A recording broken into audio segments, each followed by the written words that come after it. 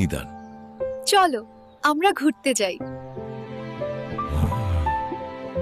এই চলো সাইকেলে করে ঘুরে আসি। এই সাইকেল আমাকে নিয়ে যাবে? আমি তোর সাথে যাব না। যেদিন তুই একটা বাইক কিনতে পারবি সেদিনই আমি যাব। আমি এখন কি করব?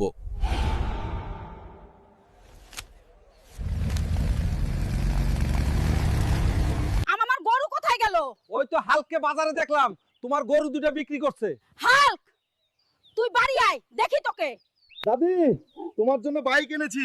আমার জন্য না, ওই পাড়ার সাদিয়ার জন্য এনেছিস। ওসব বাদ দে, আগে বল আমার গরু কোথায়?